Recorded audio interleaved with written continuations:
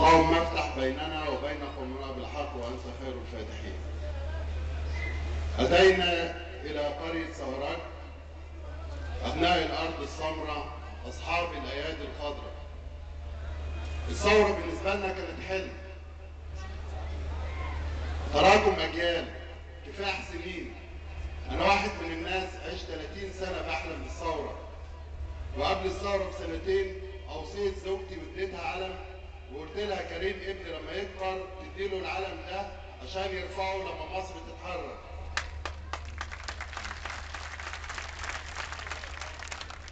وحلم اتحقق.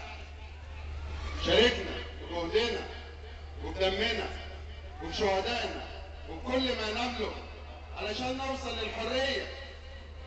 محدش هيقدر يسلب الحرية تاني. الشعب اللي ده طعم الحرية عمره ما هيفرط فيها. علشان كده الدكتور محمد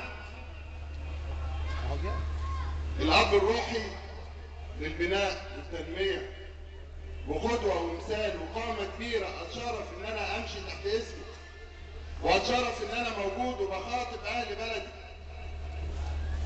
الريف كان متهمش وكان لنا أعضاء مجلس الشعب. القطاع العام اتباع وكتل البلد اتباع وكان لنا أعضاء مجلس الشعب. تحيا مصر! تحيا مصر! عاشت ثورة مصر! مسلمين مسيحيين!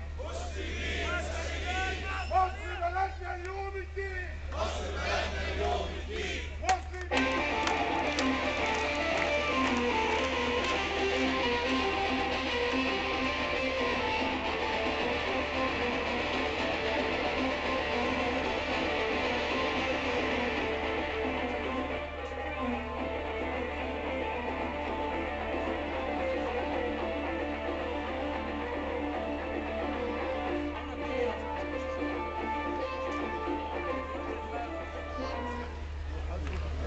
وبنرحب معانا دلوقتي بأبونا يوحنا اللي انضم لينا علشان نضرب مثل للوحدة الوطنية.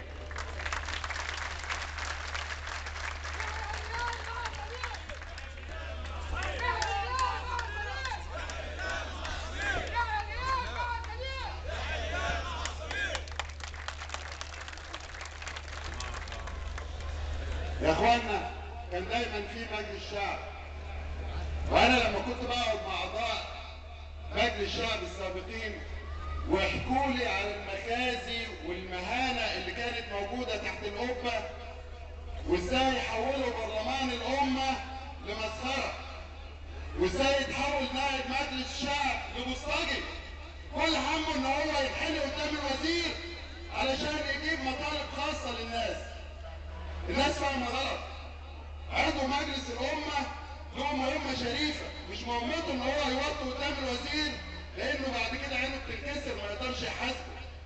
لازم عضو مجلس الشعب يكون له مواصفات خاصه، يكون جاي من الارض وشارب من الترع، يشتغل في الغيط وعارف يعني ايه كفاح، عارف يعني ايه الشاب لما بيتخرج بيتقفل قدام الابواب، بيتحط عليه زي ما بيقولوا في مجلس الامن فيتو.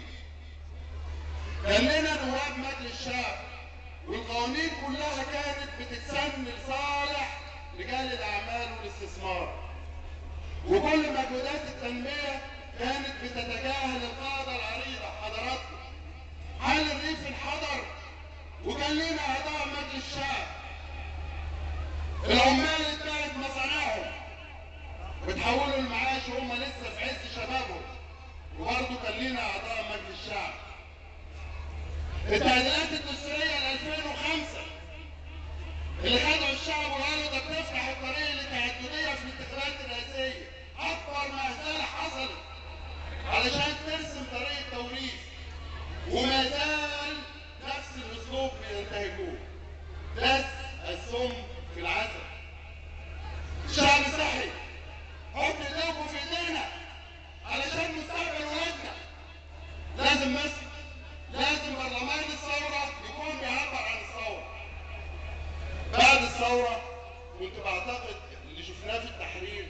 كنا مثال بيتضرب بيه المثل، كنا مفترض كل الامم، كان لازم نكمل كلنا